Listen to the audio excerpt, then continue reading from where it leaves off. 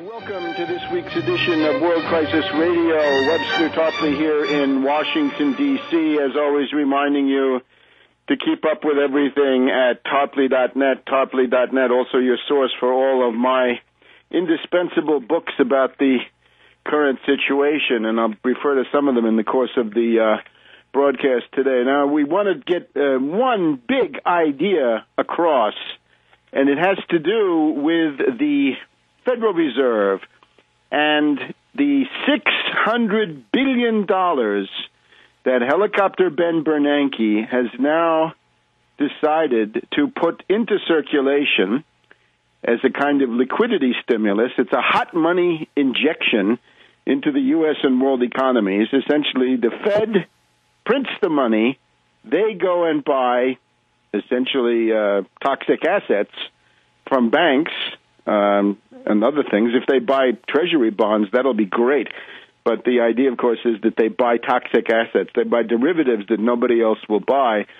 And they'll be getting their portfolio of these toxic assets well up into the, I guess by now it's the $3 trillion range. You notice they have no hesitation in coming up with what amounts to virtually unlimited amounts of 0% credit from the Fed to zombie institutions, zombie banks, in order to finance their derivatives. Now, why don't we change the nature of the way this works? Helicopter Ben talks about $600 billion of QE2, quantitative easing 2. Again, it's just more new terms for the same old nonsense of a liquidity injection. It doesn't work, as we know from the Lautenbach typology of the early 1930s, right? You can have an immediate deflationary crash. That would be the Austrian libertarian Republican view, Tea Party view. Let's have an immediate deflationary crash. That doesn't work. That destroys everything. You have the consumer-led Keynesian recovery as attempted by Pelosi. That's also a failure. But then among the failures, you've also got the hot money version, which is simply make unlimited credit available in an undifferentiated way. And, of course, it doesn't really stay in your country. It flees abroad, sinks your currency, and seeks out the highest level of speculative return in whatever hot money market there is around the world. And, of course, these are very, very dangerous markets. So let's call a halt to this failed policy. Let's go to the fourth point in the Lautenbach typology of 1931 and 1932, which is national credit creation for national infrastructure and job creation. So what I'm proposing is this. Let's grab hold of Helicopter Ben's $600 billion. Let's try to beat the drum for a political move by somebody. Somebody can at least propagandize this. I guess we're still in the propaganda phase. I couldn't claim that we're in the agitational phase on this, where we think we can get it done right away. But propagandistically, to educate people about the possibilities of a recovery is there anytime you want it. Anytime you pull together your political will and a little bit of brain power, you can get out of a world economic depression, which we're now in. Commandeer Helicopter Ben's $600 billion. Don't let Helicopter Ben give the $600 billion, which is really more like $1 trillion, I think, in most estimates. Don't let Helicopter Ben give $1 trillion to the zombie bankers. Grab a hold of that money and say, guess what, Helicopter Ben? There's now a bill here that's gone through the Congress, and it's overwritten Obama's veto, I guess, since that's what you have to assume, given his treachery and his complete subservience to Wall Street. Here's a new bill that says you're not allowed to give that $600 billion to the zombie bankers anymore. You're going to put that into the real U.S. commodity-producing, manufacturing, tangible, physical wealth, making stuff economy.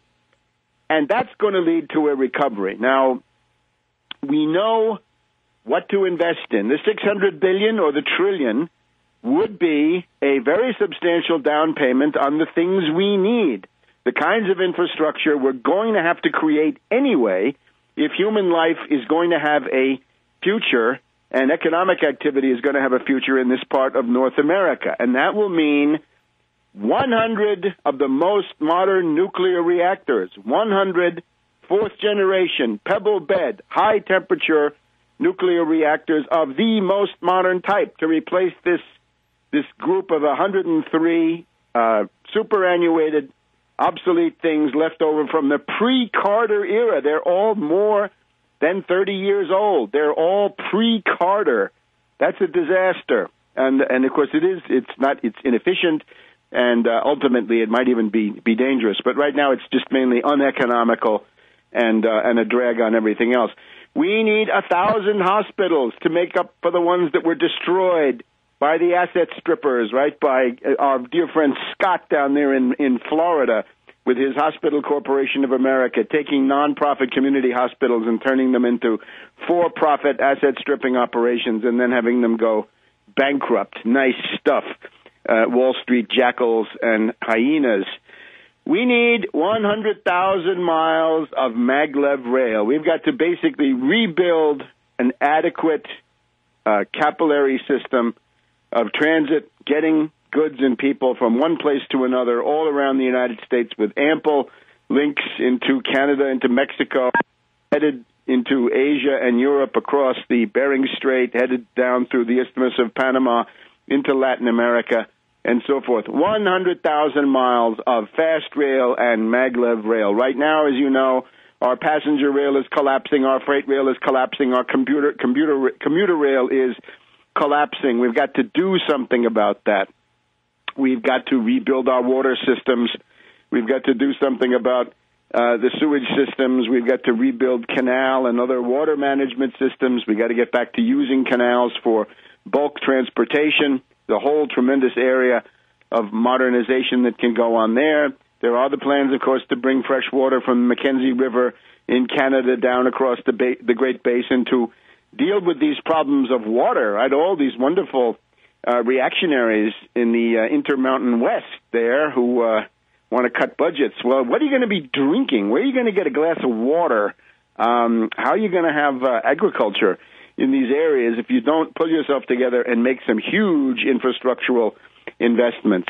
And then, of course, we have the scandal of the interstate highway system built by Eisenhower. Eisenhower, a genius compared to the modern Republican dwarves and zombies and other creatures. Eisenhower saying, well, we don't want to have a return of mass unemployment as we had it in the 1930s, plus we're going to need this highway system, so let's go ahead and build it. Yes, build it, but that's now 50 years ago. It's got to be rebuilt, and it's got to be rebuilt to modern specifications.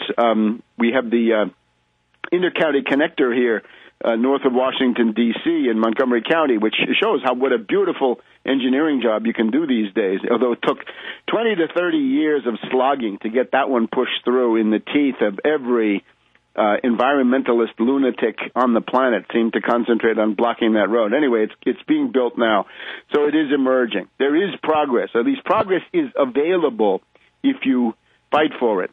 So Helicopter Ben has his ideas of what to do with the $600 billion. Let's put forward concrete proposals to say, no, halt.